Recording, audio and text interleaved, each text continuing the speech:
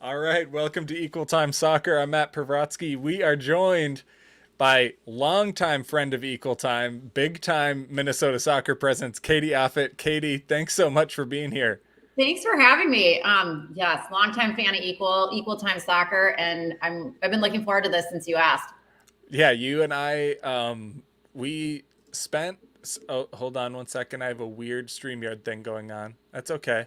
We'll just that will just Roll occur. with No it. problem. There's you and I think the first time we ever spent like any real time together was when we both flew down to the Dominican Republic because a Minnesotan was back in the youth national team setup. Of course, your one of your Edina favorites, now UNC star, now continued youth national team star, Maddie Deline. We were some of the few folks in the U.S. who flew down there and watched that tournament. Yeah. But otherwise, you are maybe best known for like being a long time, very successful high school soccer coach with Edina. You got the sort of Disney movie version of going out on top. You won your championship and stepped away from that. But you also are just I know of you from conversations and relationships as someone who really, really plays a big role in helping players through the recruiting process. I think that maybe was the very first time I heard of you was a parent mentioning all the help you did to like prep and maybe even be there for calls and like do this work. And so happy to have you on, especially to dig into some of that recruiting stuff. And I'm curious for someone like you who sort of had these players through all these iterations and as rules have changed and all this kind of stuff, you like recruiting rules have changed, but also recruiting process itself I'm sure has changed. What are some things even like at the top level that you think have really shifted in college recruiting in your time being involved in it?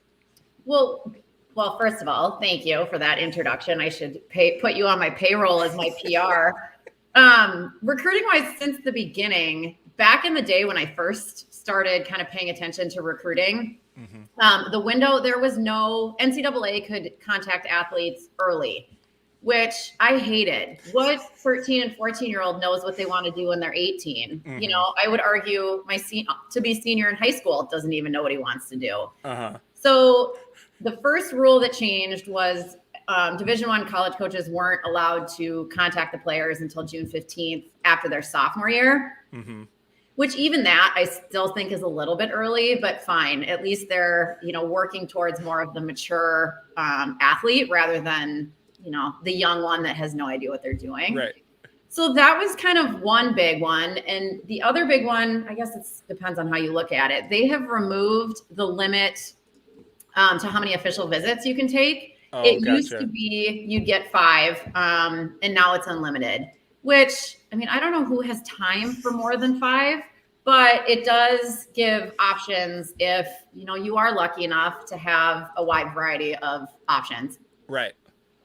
It's well, and the official visit stuff is so funny because when I talk to players who are, you know, in college or just out of college and I ask them about the recruiting stuff, the other funny thing is half the time they don't even remember every single like some of them do, but half the time players don't even remember every single visit they did and Yeah. even if when it was capped at 5, so it's just half Well, the and they time. remember the really good ones and the really Uh-huh. bad ones. They don't really remember a lot in between. Yeah, or honestly half the time that it seems like they do like the thing a lot of us do where you just like rewrite the memory. All Yep. you remember is loving the place you went to. And then all they ever say on the show is like, I knew right away it was so great. But like they don't spend Right. time. Why would you remember the place you didn't choose? So it's just kind Right. of, Yeah. it's just funny. Well, and one really absurdly sort of overly detailed, nerdy thing that I've always been obsessed with because there's not really any discussion of a lot of these details in, barely anyone covers, women's college soccer and, there's no analysis. So to remind folks, I think people who follow this would generally know. So for example, in Division One women's college soccer, teams have the equivalent of 14 full scholarships. We all know soccer teams have more than 14 people. So, very best players get full rides, scale down to many, many more players than you think when you even watch a very, very good D1 team are getting little to no athletic scholarship. That's just a fact. That's just Mhm. statistically, many more players than you think.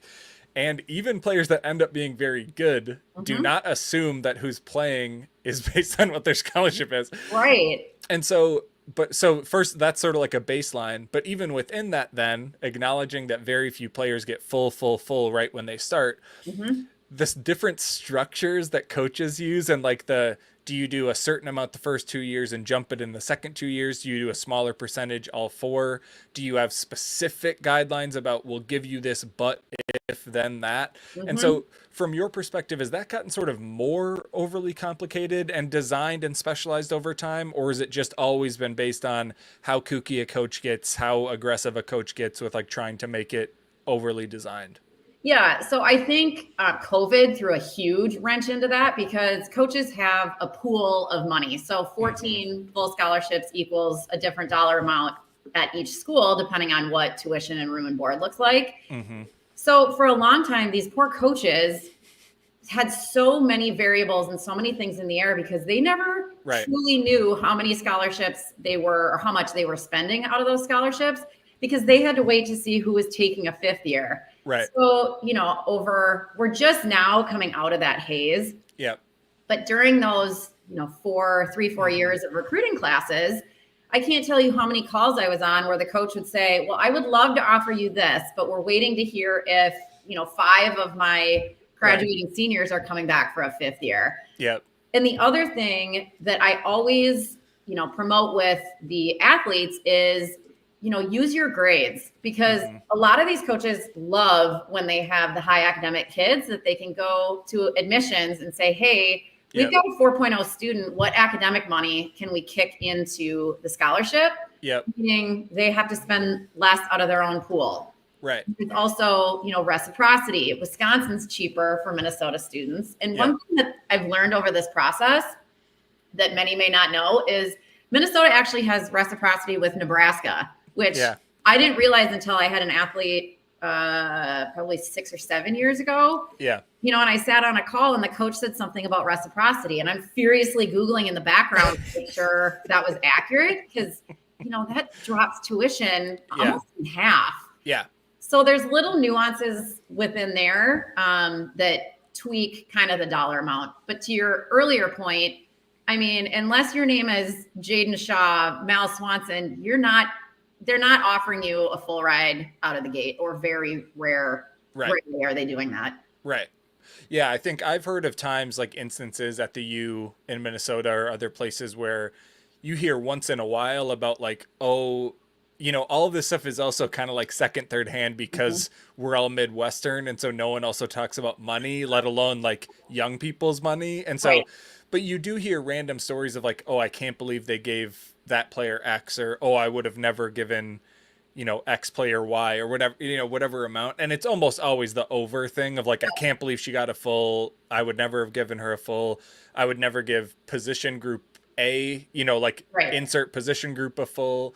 And so all these weird little nooks and crannies, but it is, like you mentioned, like the things getting tighter over time with the COVID fifth years, which, like you said, we're just rolling off. I'm curious too, in this same general time is when the transfer portal became much more permissive. And obviously we in general try to be very sort of like in favor of players having that opportunity because coaches can leave whenever they want. So players being able to leave. But I do think people probably underappreciate the stress and the challenges of, even when you decide to transfer, then going through a transfer process. Like, it's not all sunshine and rainbows. We just like players having the opportunity. But how much has that shifted the way, high school age players get recruited now that the portal is so much more permissive and usable? Mm-hmm. Well, and I saw a stat last fall that thousands, plural, of female women's soccer players were in the portal last year.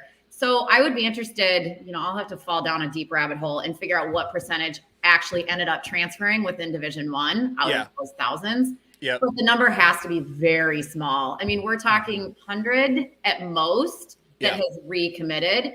So we haven't seen a huge change recruiting wise with the portal. Like the Gophers got Cam, the goalie from Montana, but she came in, knowing she was going to be behind Plashko. And came in now as a graduate. So most of the times when they do transfer, it's for 1 or 2 years.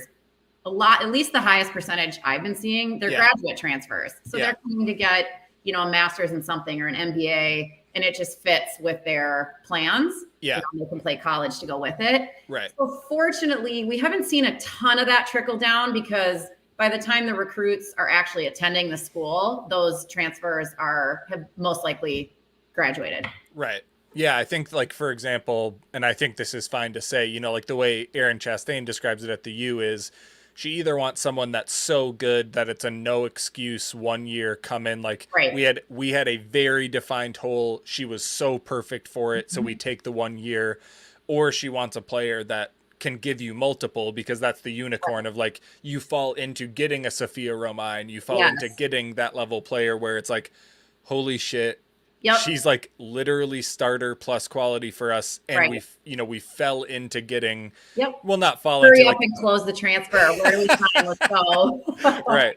And so when I think the other thing that people maybe don't appreciate about the portal is, like, a number of the coaches I've talked to have actually pretty different approaches to it. I talk about the portal's open, everyone's transferring, you go get whoever. That's only really been vaguely closer to true in sports like men's basketball, or sports where, like, NIL money is coming with these jumps. Right. Like you said, it's not easy to go through the transfer process. Very much want students to be able to, but it's not always easy. And then the other thing I've heard from some coaches is there's a few columns, like, in the portal itself, like the literal web interface. And they don't tell you that much. It's like name, previous school, division, I think, and then, like, whether you want to be contacted or not.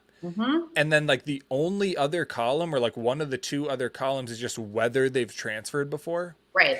And so when I was talking to a coach recently, or like last spring or whatever, they mentioned that as a rule, like, as risk mitigation, they don't even consider or look at or like think in the world of anyone who's transferred before. So basically someone who has already transferred and is transferring again. Right. Some coaches I've talked to say, like, no, not touching it, not going to touch it. And I was like, never. Like, what if it was like a starting midfielder from a power four? Like, you're not gonna look at, like. But then you're wondering why they're. You kind of get the one. Maybe you wanted to be close to home, or maybe academically it wasn't a good fit. Right. Okay, fine. Then you get the one, but why are you? It just seems like you're shopping around if it's the second one. Yeah, totally.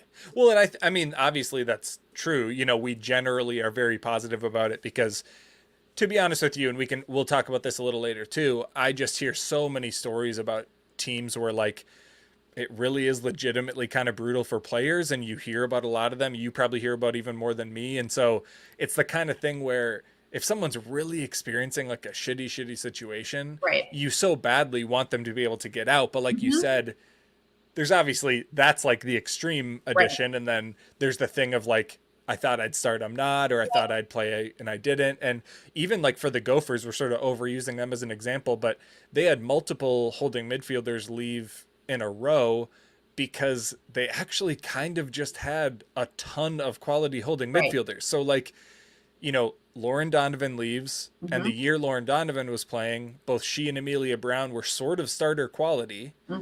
Then the next year, and Sophia Bargeste's around as well.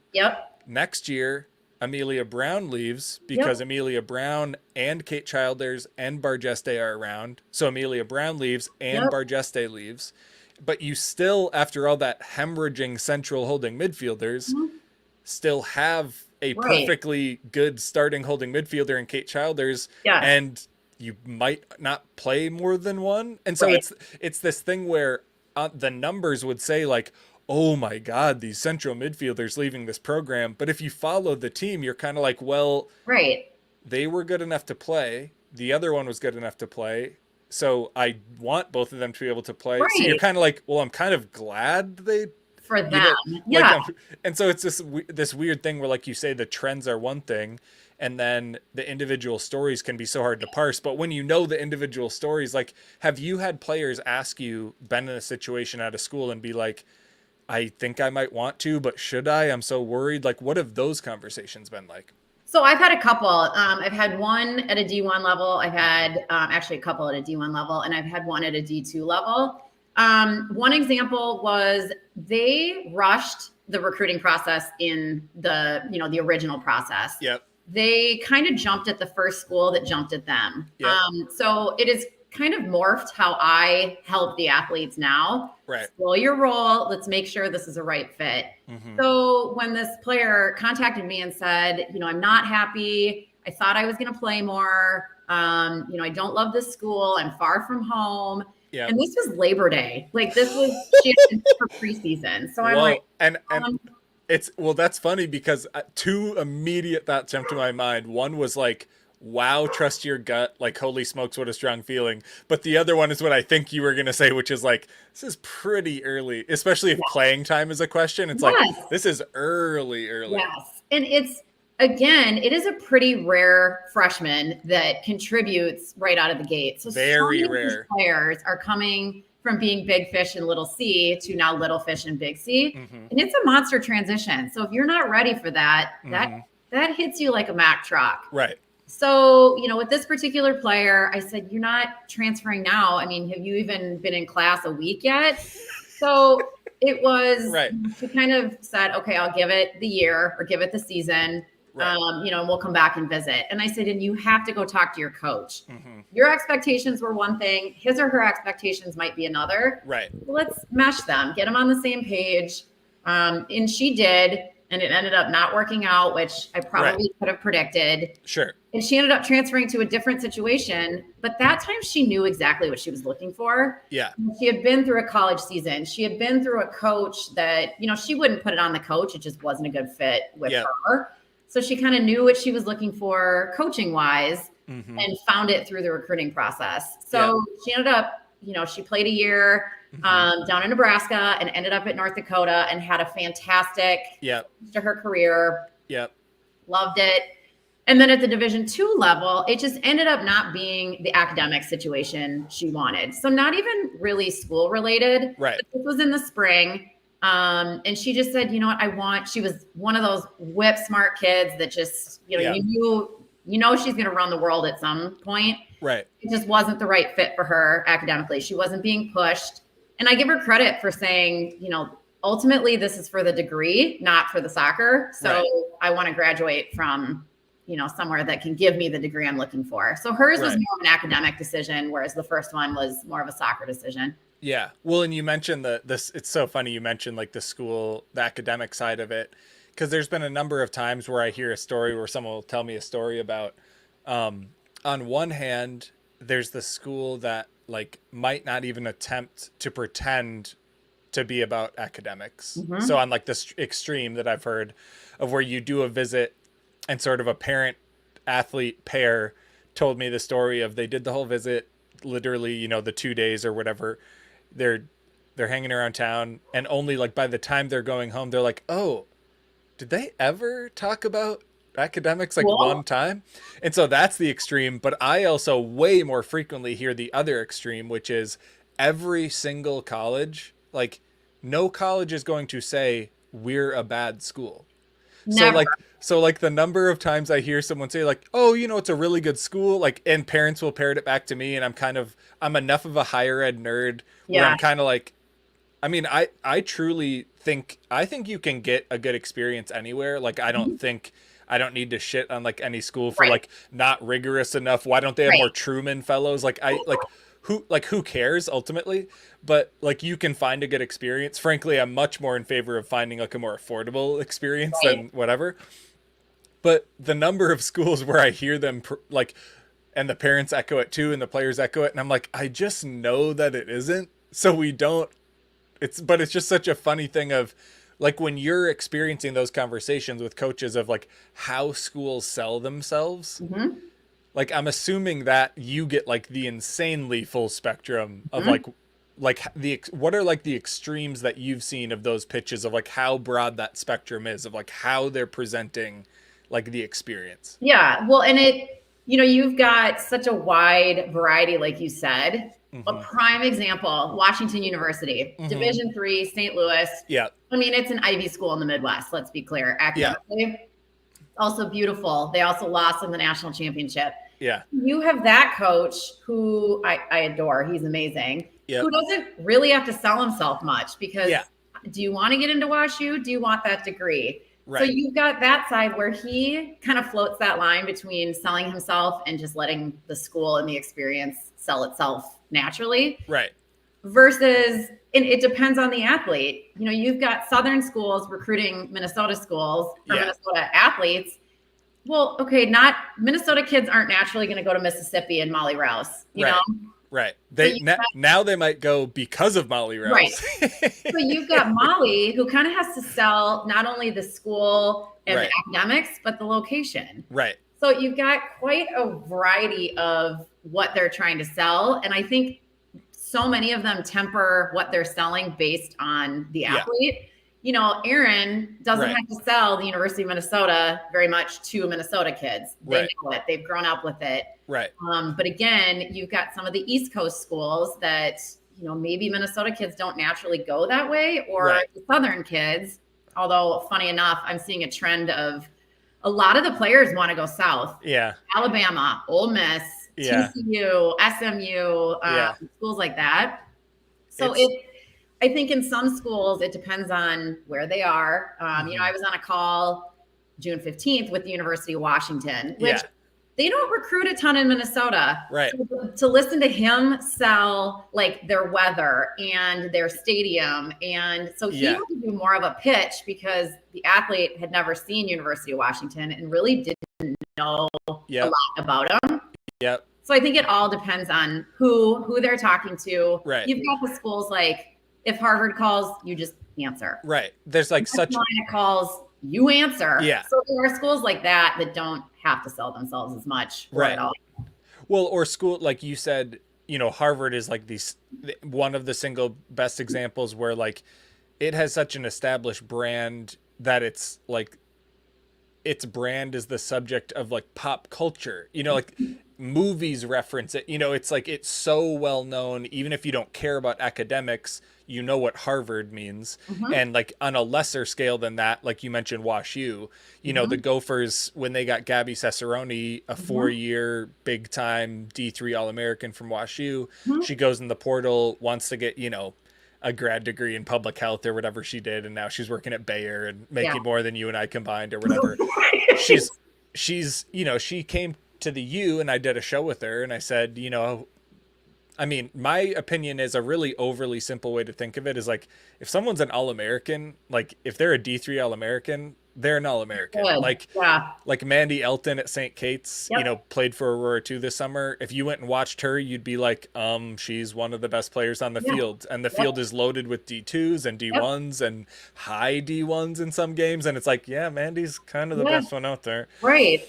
But it's like that brand, you know, when I asked Gabby, how'd you end up at WashU?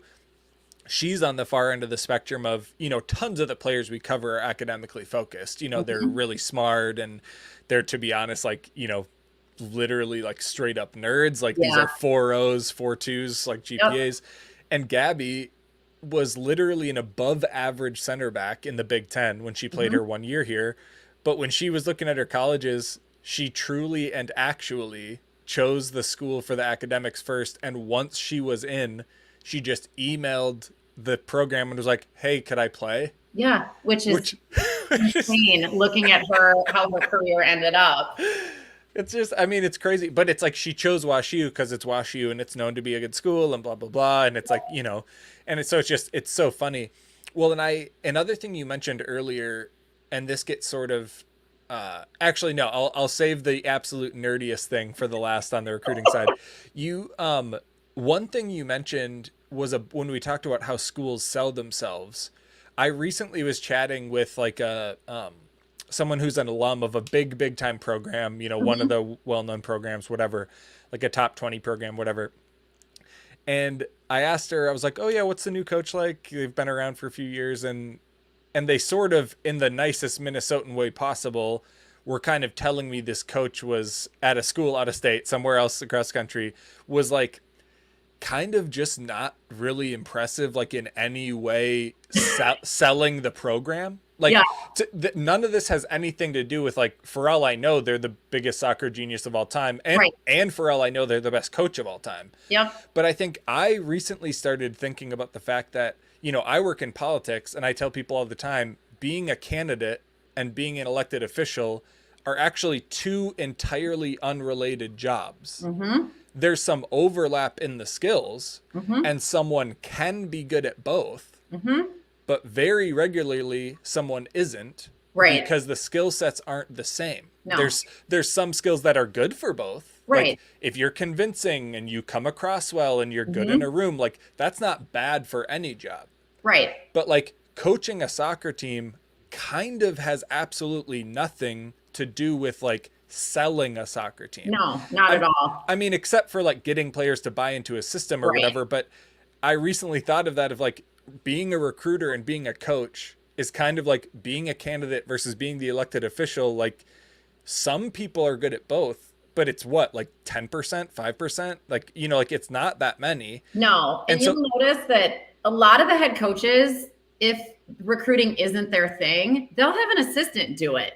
Which I give them props for doing, because so Right. many of these calls, you get one crack at it, especially with the high level athletes that are, you know, on 30 calls over the course of a week. Yep. But they'll send the assistant who maybe is easier to talk to, maybe has more of a younger vibe, you know, and then hope that that athlete connects with, you know, him or her. And then the head coach maybe comes in. But I've been on a couple calls where, you know, the athlete is sitting like this, you know, glad that they're not on Zoom and that they're, you know, on or FaceTime. I mean, I've been on one very specific one where this coach talked forever. I mean, and he lost the athlete so quick, and he had another call. It was bumping into another call. And we were trying to figure out, I'm holding up a whiteboard. I'm like, do I ring the doorbell? Do I set your dog barking? How do we get off this call? It was just that bad. And at no point did the coach realize, Right. oh, I've been talking for the last 5 minutes and I haven't heard anything from the other side of the phone. Yeah.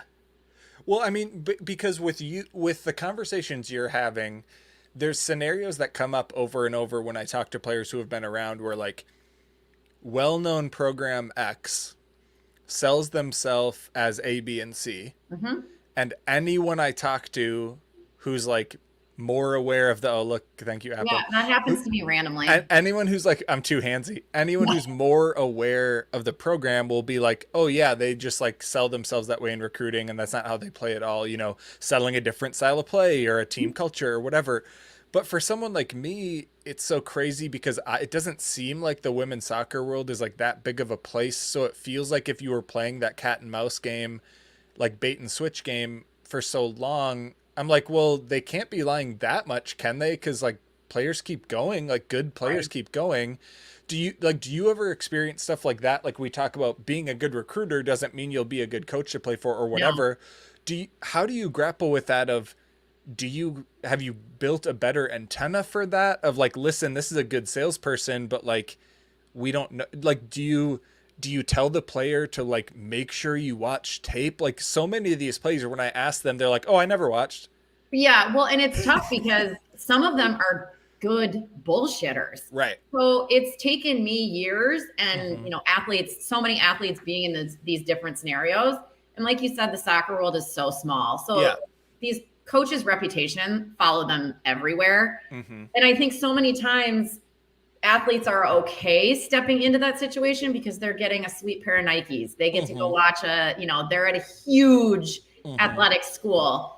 Maybe they're in the Big Ten, or maybe they are, you know, wherever, but kind of the luster of the whole school gets them past the, I'll deal with it to you know, get a sweet set of swag at the beginning of the year. Yeah, like you visit on a weekend where there's a big basketball game or a big hockey game or a big football game or like a concert, or maybe the teammates also just like take you out, or you go to a party and it's really fun, and you just, and it be like, yeah, you're right, it becomes the vibe.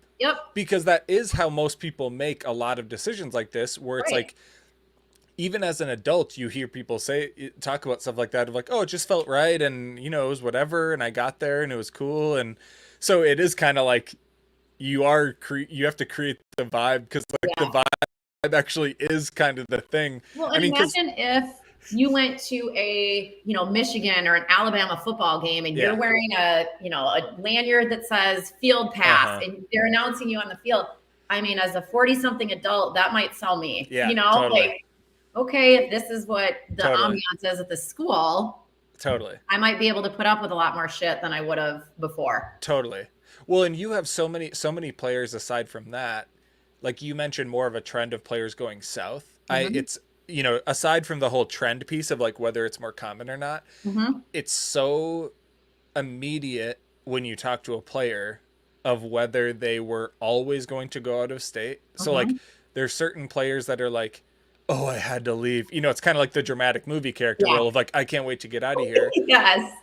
And if you're a Twin Cities kid, Hmm. that means maybe they truly never even were going to go consider the U, Hmm. or in some instances I feel like a player didn't get considered by the U, so Right. then they don't consider the U. Yep. But there are legitimately players who are like, I grew up being around the U so much, blah blah blah, I wanted to leave. Like Mhm. people, just non-athletes, do that all the time. So that's one category. But I've also covered players who are like so ridiculously local homebody Yep. players Yep. that it's kind of like they were always if they were getting an offer, they were always going to go to the U. Like I think Emily Heslin, like from back in the day, was like Yeah. this, or like I can't Sophia remember. Bowman Oh always yeah, stay close to home. Bowman's a better example for with you here of where it's like anytime I ever talked to anyone, they were like, well, Bowman Soph was always going to go to the U. Yeah. Always going to go to the U because she wanted to go to med school. That kid has had her life planned since she was 10 years old. And I mean that in a positive way. She knew that the University of Minnesota took such a high Oh percentage of yeah, undergrads into their med school. right. I mean, I don't Well, know and what it's I'm having for dinner tomorrow. She knew what her whole life was going to be. But all she's these a freshman. all these players. I feel like a third of all the players we cover are going to like PA school after. Like half the interviews I do where I'm like, oh, what are you doing? They're like, oh, I'm going to medical school. I'm going to PA school. I'm like, all right, cool, very cool. Yeah. Yeah. You clearly have your life together.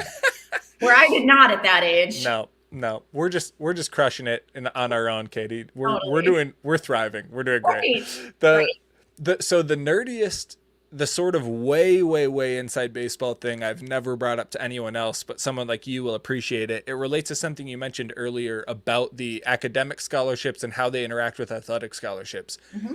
I didn't know this until like a year and a half ago, or I'll take a half step back to reiterate what Katie said. The traditional way athletic scholarship budgeting works, I believe the most common way is that I'm the head coach at the University of Equal Time. I'm offering you a full ride because you're a stud starting whatever from day one. I know it. I'm offering you a full ride. I offer you that, you accept it or whatever occurs. Then later, academic scholarships happen. You happen to also be this absolute genius, national merit Thank scholar, you. whatever. Yeah, of course. Both, by the way, both scenarios very true of Katie, of Yeah. course. So then they find out after all the athletic offer and acceptance has occurred. After the fact, this player finds out that, or they get a private full ride, or they get a whatever. That means traditionally, again, I believe, the Mm-hmm. athletic budget then is refilled and they get to Mm-hmm. spend that athletic money on other players because Mm-hmm. academic replaced or supplanted the athletic. Mm-hmm. So that's for folks, that's the way I understood all of college athletic scholarships to work. Mm-hmm. You probably know this. I did not know this until a year and a half ago. Mm-hmm. There are schools where the inverse is true. So, for instance, Oh. there are places where I offer you, let's say the opposite happens. Someone comes in, they know they're getting University of Equal Time offers a player, they're so smart. Mm-hmm. Academically, they get offered a full ride. Then athletics comes in and says, wow, this is a great player. They're getting a full ride offer. There's colleges where the opposite happens and the Oh. athletic budget eats the academic budget. And so in a sense those schools theoretically don't benefit from recruiting academically gifted students. Yep. How, the only caveat to this, of course, is that if the amount of academic stuff is known, that Right. then the player knows I'm coming in with a scholarship, so I could really kind of go wherever. Right. And so then you just never have to offer it in the first place. Right. But I think it's way more common than people realize that like the period of time overlaps and messes. Mm-hmm. And so Mm-hmm. in that instance, so a program like I'm aware of, I've talked to the staff, does it the other way. It entirely changes the way Yeah. you structure every conversation. Yeah. That's interesting. I did not know that. Yeah. And I would wonder, I mean, and I guess I don't know the nature of the budgets Mm-hmm. kind of academically versus Mm-hmm. athletically a lot of schools. Mm-hmm. But I'm thinking like, again, higher end, we're going to use the University of Minnesota, Yeah.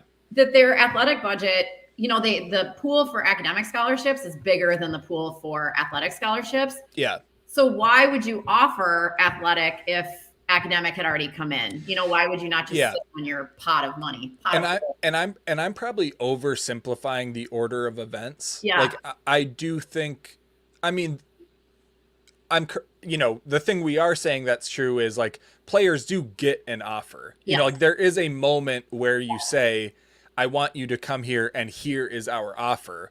So there is a moment where the offer takes place. I think I'm probably oversimplifying Right. the fact that like after that happens, the player might be like, well, I'm hearing from admissions and blah, blah, blah about this guy. There's more back and forth than I'm Right. saying. Yep. But it is just really interesting. And you mentioned the athletic budget. So I don't know if it will impact women's sports as much as men's, but the recent NCAA settlement where, at the U, the equivalent of like 21 million a year will have to go to athletes directly versus just two programs that support Right. the athletes. And essentially, in short, the lawsuit is to settle the fact that like the current NIL system we have now, in short, the settlement is admitting this is probably what should have been allowed. Yep. And so like since a given year, like 2016 or 2018 or whatever, this amount is like back paying that. But then in the future, 21-ish million will go directly to athletes. And the discussion going on right now is, well, that money will come from somewhere. So somewhere on the official budget side, we might see trims. Right. And the only direct answer the athletic department at the U has given is that like, we'll try and trim our non-conference travel and we'll try and do these things that are just like strategic decisions. But it might, it's again, because of Title IX, thankfully Title IX exists. Because of Title IX, it's more likely to impact men's scholarship stuff, Right. but it could impact like women's soccer budgets. And like you said, that might just mean teams have less to offer. And Right. I think the other thing people probably don't appreciate, and maybe you can speak to this, is all the numbers I'm giving, like 14 equivalent scholarships, is the maximum allowable. Every single school budgets differently. Yep. So, for example, in the NSIC, to talk Division II in Minnesota and surrounding states, the gap, the budget difference from top to the bottom in the NSIC, and I'm not going to list like what I Right. sort of basically have heard is the budget levels. Yeah.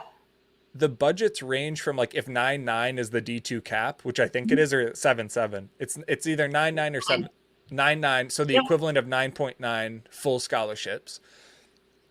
In the NSIC, for example, there is at least one that is fully funded, and some are pretty close Right. under that. And then it's sort of like an organic stair step. But the bottom is less than half. Oh. So, for instance, 9.9 is what's allowed, and there's at least one team that literally has 9.9 scholarships. Yep. And then many are more in like the 5 to 8. Yep. There are teams with less than half allowable scholarship. And that throws them in a vicious cycle because how do you recruit? Yeah. And to give you some perspective, when I was talking to one NSIC coach like a few years ago, they were like, don't think of it in terms of us having 3 fewer scholarships a year. Don't think of it like that. Think about, we had to play the team that's fully funded, and you saw what the game was like. And then imagine the 3 best players they had on their team, we also had on our team. They were Right. like, they were like, think of it that way. Yeah. Yeah. It's a whole new perspective on it. But when you talk to these schools, like the different budget amounts that schools have, is that sort of known to you just by the nature of your cumulative conversations over time? Like, do you essentially, when a kid says, University X in conference Y Hmm. is interested in me, but I'm not sure what they'll have.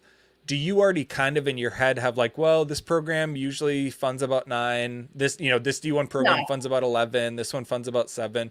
Do you sort of know, do you have in your mental card catalog sort of what schools have? Well, and it's tough because I know what their max scholarships are, Mm. but these head coaches, I mean, they Yeah. deserve a PhD in math and logistics Yeah. because it depends on, if you're graduating a class of 6 versus a class of 4 Totally. versus a class of 8. Yep. So the pool of money changes depending on who leaves. Yeah. So whatever your full roster is, Mm-hmm. it's tough because like you said, a holding mid, Right. teams don't carry a ton of outside backs, or Right. they only carry 3 to 4 goalies. So Yep. some it's fairly easy to figure out kind of what money is sitting there. Some it's not, because some will give a bigger dollar amount to less players, and Yeah. some will give a smaller dollar amount to more players. Yep. So just kind of figuring out. I have the girls do a ton of research before the calls to Yeah. kind of figure out how many graduating players will they have in your class. Obviously next year's seniors don't matter because the class of 26 will only be seniors in high school. Yep. So there's just a little bit of research that needs to be done. You can kind of see how many graduating players they will have the year that the 26s and 25s come in. Right. And based on the conference, who's going to have, for the most part, who's going to have the max amount of scholarships to begin with. Obviously, ACC, Big Ten, SEC, Pac-12, conferences like that. Right. May the Pac-12 rest in peace. Well, right. We're living in a Big 15 or whatever it is now. We're living in the Power 4 era, Katie, apparently, for the next 6 months until it changes again. Yeah. Well, you mentioned Washington earlier, and I was like, well, Washington might start recruiting Minnesotans now. Yep. Now that Washington is Big Ten country. Yeah. Yeah, which is crazy. I'll quick give a shout out to our sponsors, Modest Brewing and Pence Homes. Folks who listen are well aware, but Pence Homes is a great realty shop. Nate and Lydia helped us sell our last 2 houses. They helped us buy this house. They're phenomenal to work with. They work with people across the metro area, across the state, and they actually even are able to refer folks in other states. So if for some reason one of Katie's favorite players' aunts is watching this in Missouri or something, reach out to Pence Homes. I'll also repeat my standing offer. I will produce a House Hunters style episode of you looking for your house. If you are a coach or a player or a whatever, yes, I will literally produce this show. Folks who know me know I'm 100% serious about this. I used to produce cooking show videos for professionally. I used to produce like product unveiling shows. I have the chops. We will do this. And then Modest Brewing, just fantastic product. They're right downtown Minneapolis. So we're on the Olympic break, but if you're going to go watch a Lynx game, watch a Twins game, go to Modest. They're absolutely cool. By random chance, the town of 1,000 people that Mark and I grew up in, their head brewer is from there, which is just like, shout out Jackson Greer. So support them. And if you also, thanks to our patrons, we just had a huge jump in Patreons over the summer. Fall is going to be even more nuts. Jump in. We are doing ridiculous, sadistic shit to cover women's soccer. I'm flying to LA for the first ever Go for LA trip. We're getting nuts. I can't believe you and I, well, maybe you are going. I can't believe I'm not going to Colombia in September, but theoretically, knock on wood. Right. I was just going to say, she's going to kill me if I say it out loud. I didn't say a name, and I didn't say a name, but theoretically, there'll be some good soccer in Colombia. I won't be traveling for, but I will be covering. So shout out to folks who are supporting us. Well, and so Katie, I do want to jump in. We mentioned her name earlier. Sophia Bowman is such a funny player for me because every time I've spoken with her, same with most players I speak to, they're so prepared. They're so buttoned up. They're so like in the box. They're very like, they're ready to give the captain answer. Mm-hmm. And then I hear all these stories about, oh my God, Bowman's the craziest one on the bus. You'll never guess what she was doing on this last road trip. Like blah, blah, blah. So you have coached her, you coached her, forever in those high school years. Mm-hmm. Give us some good Sophia Bowman stories. All I have is like, she was respectful and smart. Like all we have is the regular stuff.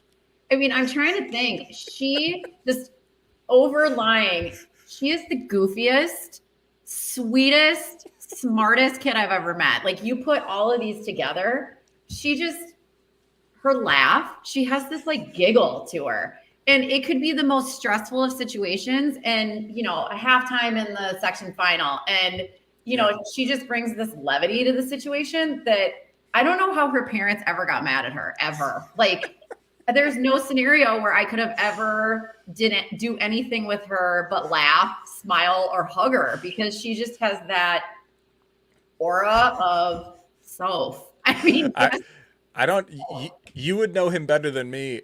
I don't know if her dad has it in him to get mad at all, only because the only impression I have of him is water skiing in November in a wetsuit. Yep. Rolling up to a Gopher tailgate with a cowboy hat on. Yep. On his motorcycle? Is he on his motorcycle? I don't know. Who knows? Yeah. So I have a good story about the dad. Go, sure. Steve. Sure. We support the dads. We support the dads. When Sophia was, let's say, a sophomore. Mm-hmm. I can't remember if it was a big birthday, but Julie, the mom, called and said, I need you to figure out, I'm getting Steve a new motorcycle, but I need help figuring out, what specs he wants on the motorcycle. So is there any way, she must have been junior or senior year, because this was in the role of like talking to captain's parents. Yeah. So I'm like, sure, I'll ask him what specs he wants. Let me just put it into the frame of, I've never been on a motorcycle. I know nothing about motorcycles. So I had to write down I'm very scared. She wanted me to ask. And she wanted me to do it in the realm of, I was getting it for my husband, David, who also has never been on a motorcycle, is buttoned up. That's just not his thing. So I call Steve and I'm like, hey, thinking about getting David a motorcycle for his birthday. Steve goes, what? Steve knows David too. I'm like, yep, this is like his, skeleton in the closet. He likes to ride motorcycles. So I ask him all these questions, and the whole time Steve is like, you're full of shit. There's no way you're buying this for David, whatever. And I just I was glad he couldn't see my nonverbals. I was reading it off a piece of paper. I'm like, what kind of chrome, like not having a clue. So we give him Julie gives him the motorcycle, and he's like, I knew you were full of shit. Okay, either of you are ever getting on a motorcycle.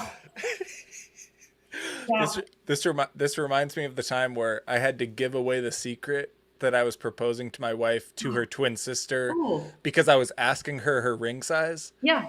And she gave me the supposed ring size, and it was like remarkably wrong. Oh. Like unbelievably wrong. And I was like, wait, I wasn't asking you to guess. I was like asking. There was a reason I was asking you for that. I was like, well, I could have like guessed. Right. That's hilarious. Motorcycle, I would get as close as that ring size on a motorcycle. That's how I knew nothing. I was dumb ass is what I was. We're talking about the motorcycle. I would be very scared. I would be scared to ride.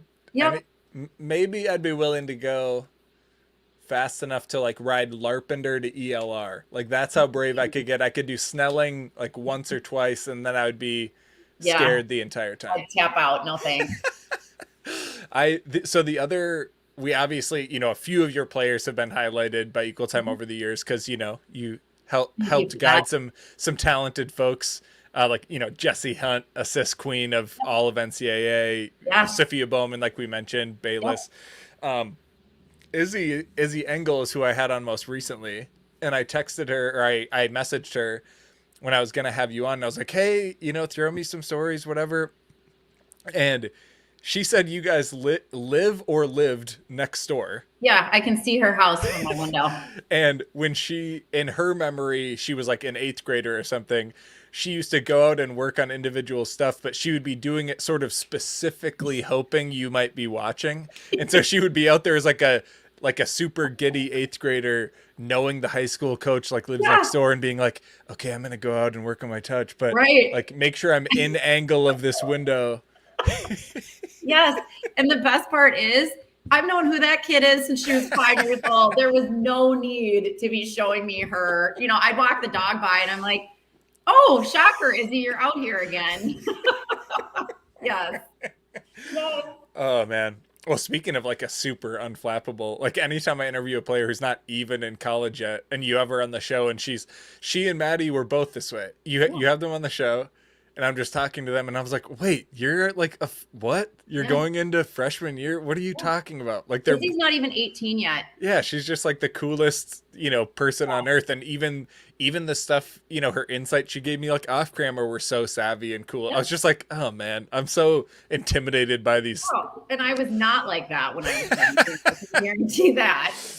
Well, and we mentioned earlier, this might have been before we started the show. Your daughter plays. Yes. You have two sons who I think are more in the hockey vibes. You're in the ice rink. Yeah, which makes for the only sport that can one up soccer in terms of crazy parent environment is and travel and logistics and whatever.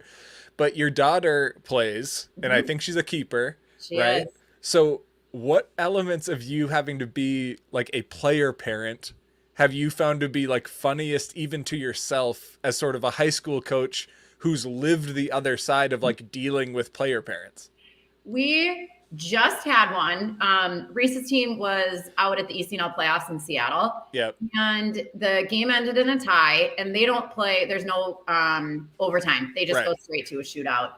I was never an unflappable shootout coach. I tried to hold it in, and I would kind of internally shake and, not do well, but I tried to hide it from the players. Yeah. It's 1,000 times worse being a keeper mom in that situation. And I would have parents being like, trying to talk to me. And I'm like, listen, can I have 6 minutes of just leave me alone right now? Because I know that if this doesn't go well, I'm going to have to, deal with her mood after. Yeah. B, I have 0.0 control of the situation, which is not easy for me because I'm a control freak. And C, I want to win just as much as they want to win. So it was funny. And Mark Abood, who, longtime coach in Minnesota, his daughter is also on the team. And he said, Katie, are you nervous for this? I said, yeah, are you not? He said, oh, I love shootouts. So he's now known as a serial killer because I don't know how you don't have emotions in a shootout. I was literally just going to use that phrase. I'm like, well, okay, now we need to be afraid of Mark. Yes.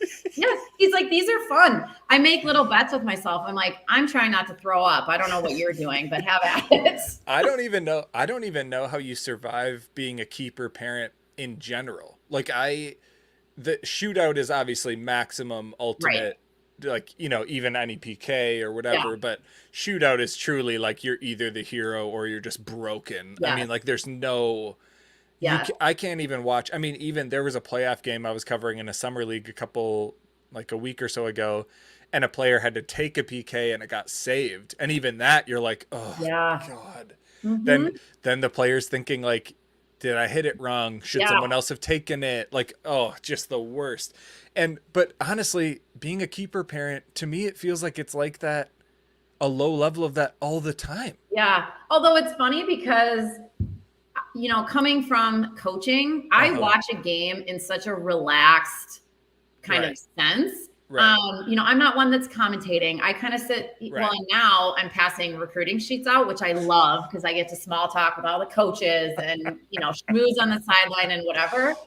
But half the time I get back, I'm like, hey, good game. Tell me, did you make any good I missed most of the second half because I was schmoozing or whatever. It's just so much different being a parent than a coach. Right.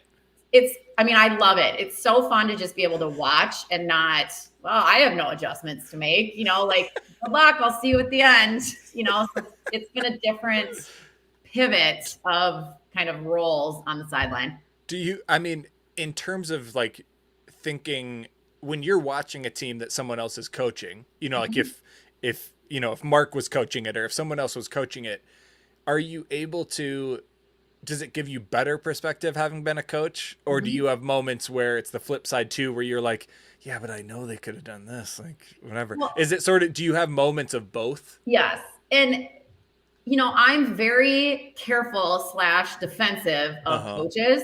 So many of the parents have learned not to stand by me if they're going to be running commentary the whole game, because I'm going to say, hey, what's your experience over there? We don't know what, Jess Mueller is their coach now and she's amazing, but it's such an interesting, I get why she makes the moves she does.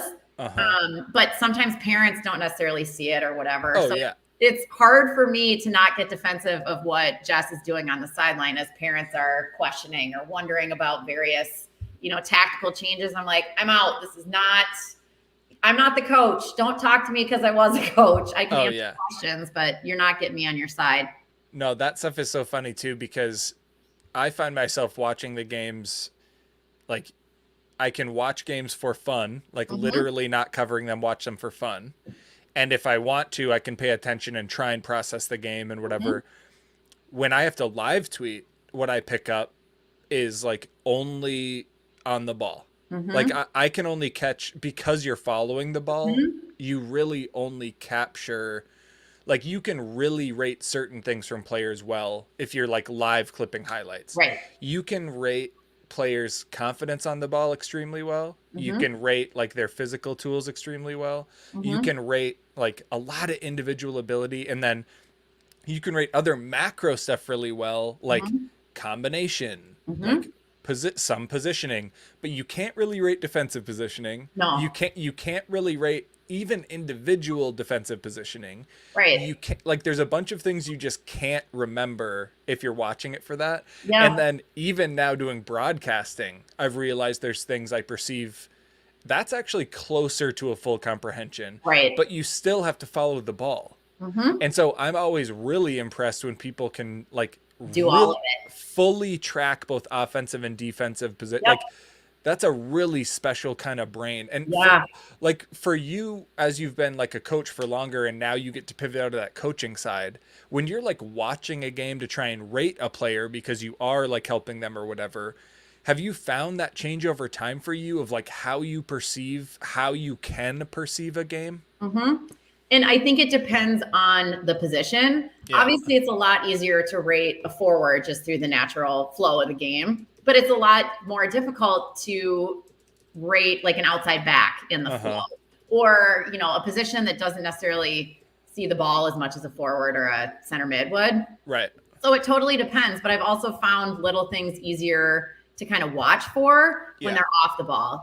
Nonverbals, communication, body language, positive energy, all that stuff. So it's just trying to find what specifically you're looking for if they're Yeah. not getting the ball a lot. Body language.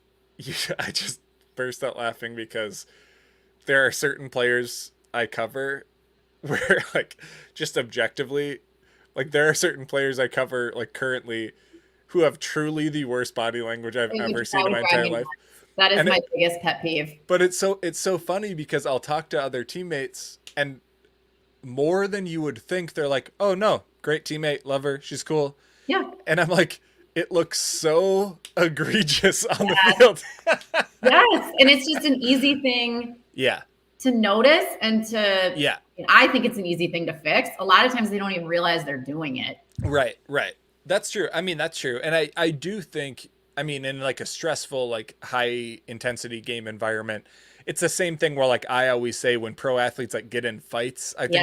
I think it's so dumb. It's like, well, yeah, easy for me to say as like, oh, thoughtful guy on the couch watching the whatever, like shut up. Like, Right. like Training at all. like have I had to be competitive enough to make it to the NBA? Like no one cares, Matt. Like shut up. Right. And so the same might be true for some players for body language. It's like, well, they were really pissed off, so like they did a hardcore shrug and a deep sigh and a heavy exhale, Right.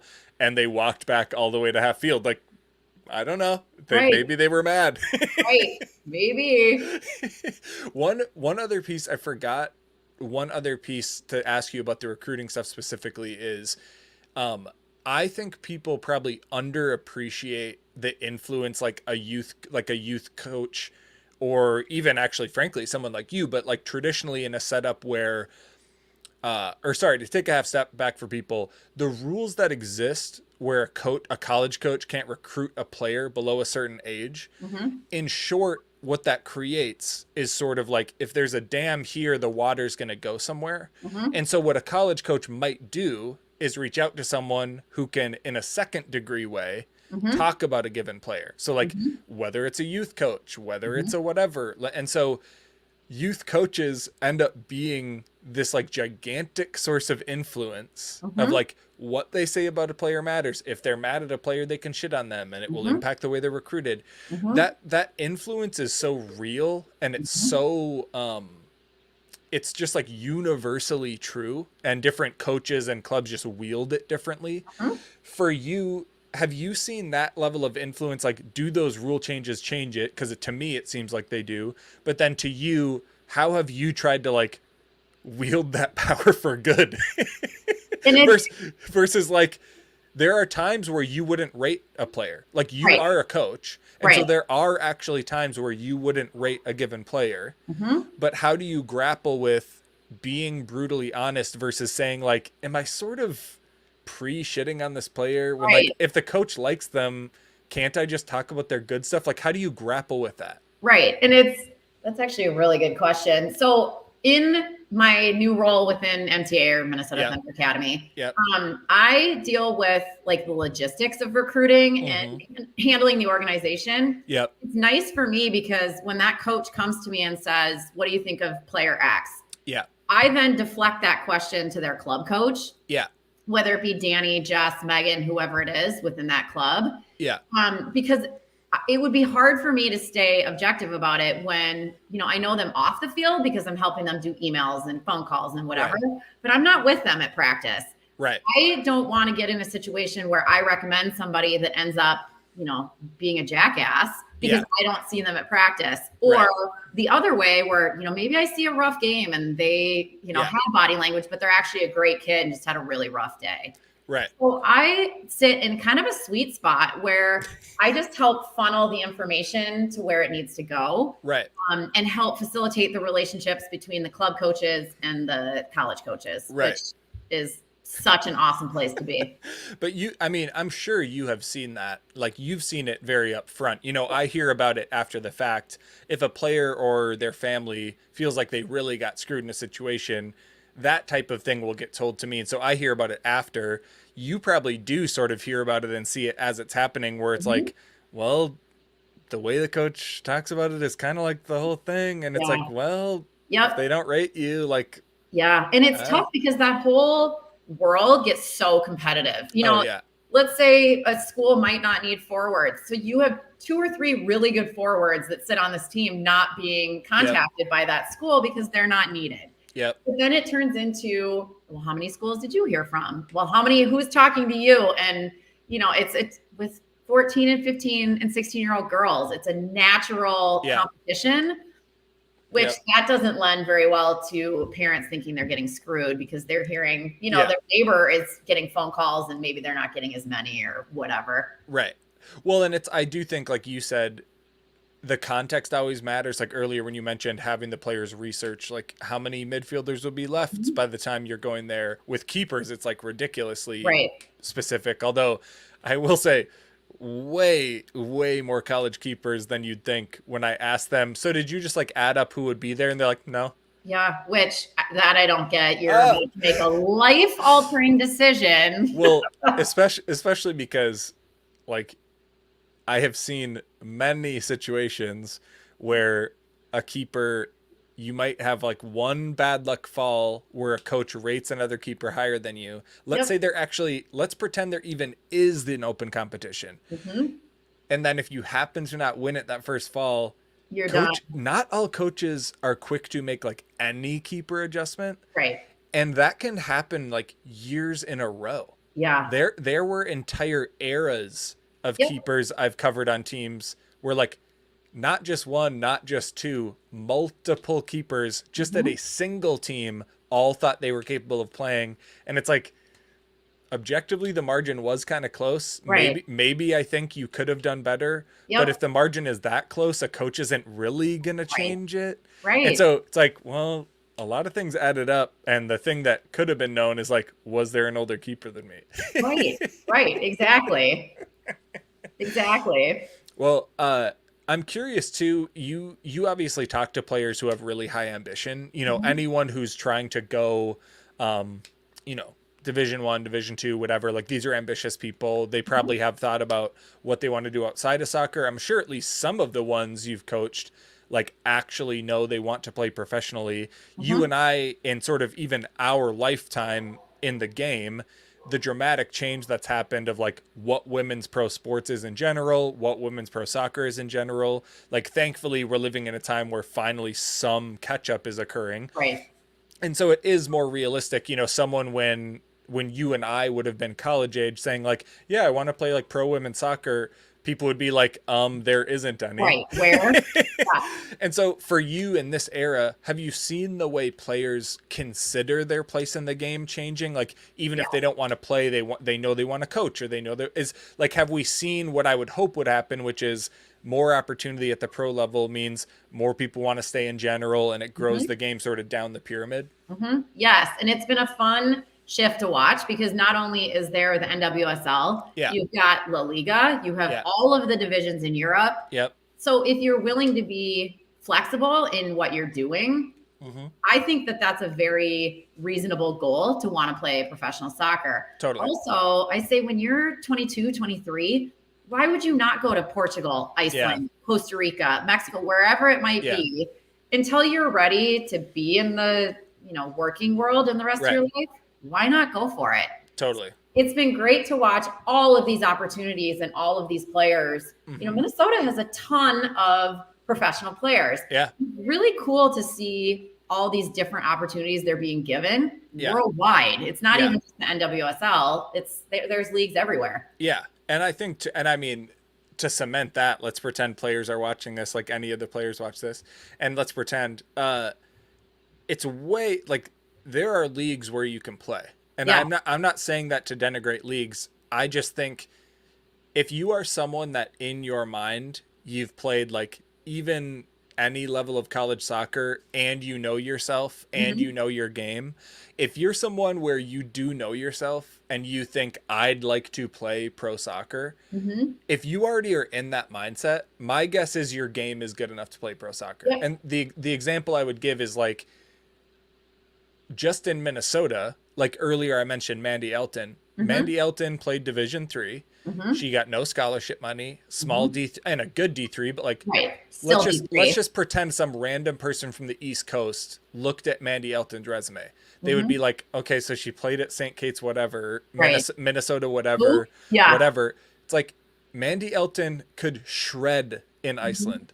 She could play not just second division Iceland, she could play first division Iceland. Yep. I'm not saying she would be the leading scorer, but like I've seen, he fits in. I've watched games in Iceland. I've seen Hannah Cade play there. Annie Williams play there. Mimi Iden is currently playing there. Like, I've seen what the level is there, and all those players are ballers. Like, a good, like the best players in the NSIC could go play in Portugal, like you're saying. They could go play in Costa Rica. They could go play in these places. And we're excited anytime anyone keeps playing, if we want to watch it. I'm excited for the USL Super League just for the simple fact that like the games will be streamed in the US on Peacock. Theoretically we can like follow them much easier. The stats will exist. The schedules exist. Jenny Vetter playing in Spokane.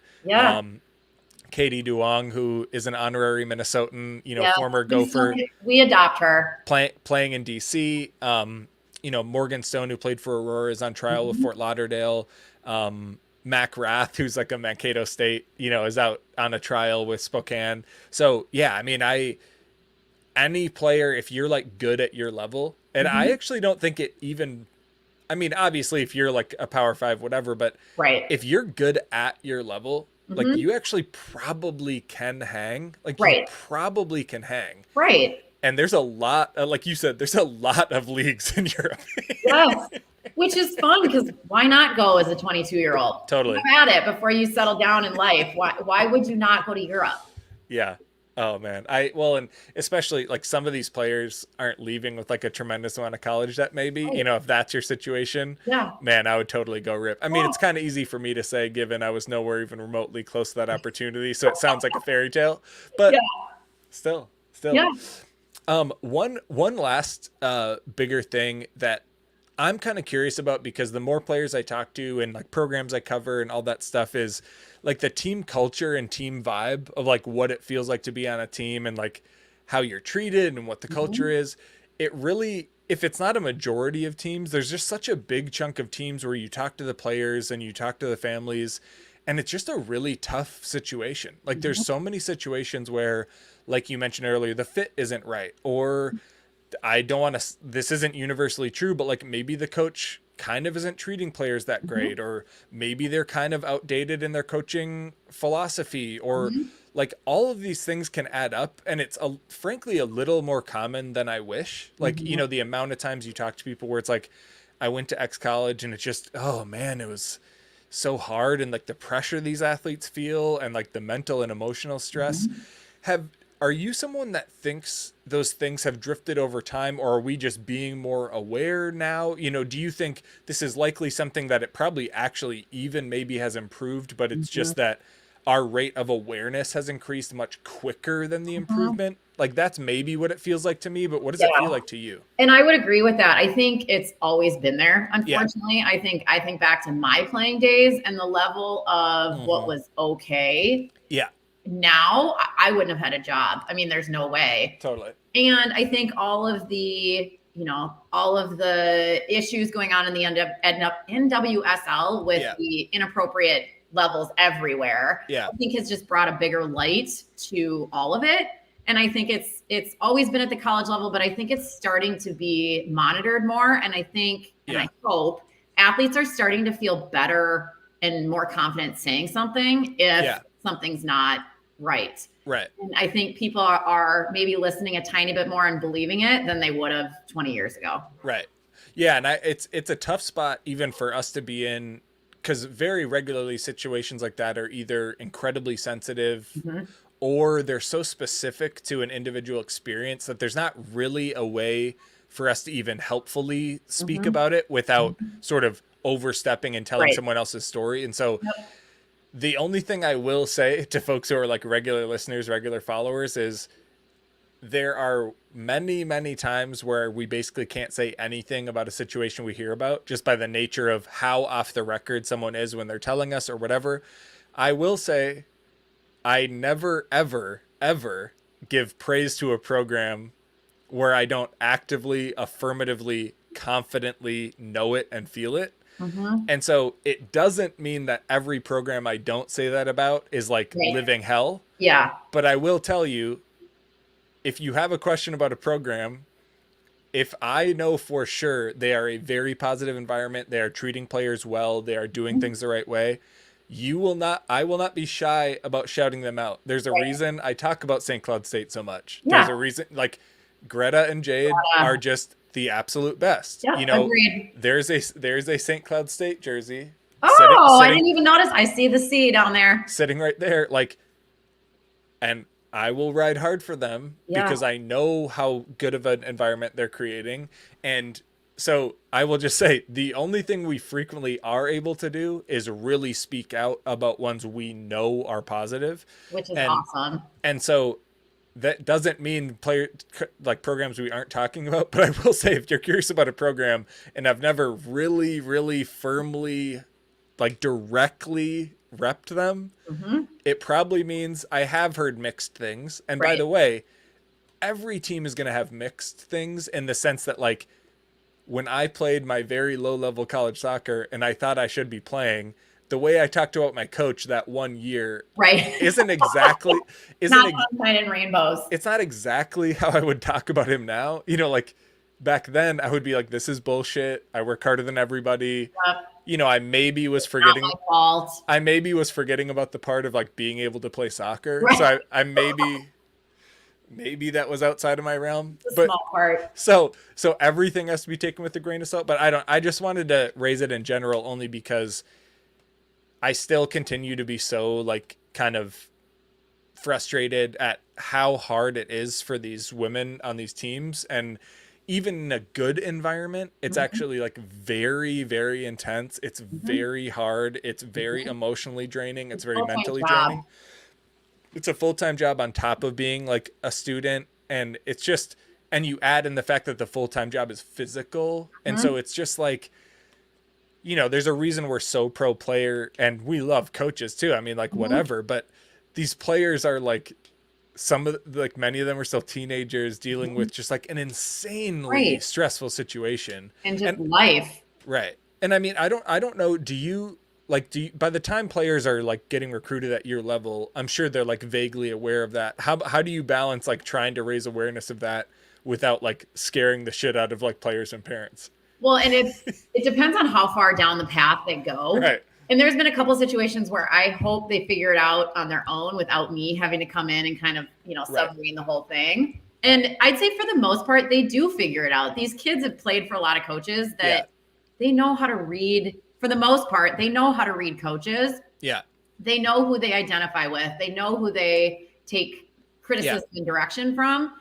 But if it does get to the point where they continue down the path, then most of them, if not all of them, on their visits, if they take the visit, will come back with either the players tell them something or, Yeah. they kind of get a feel just watching practice that they do, for the most part, come to it on their own. There's only been a certain small amount of situations where I've had to say something. Yeah. And I come in with I just want you to know, because you need to have all the facts.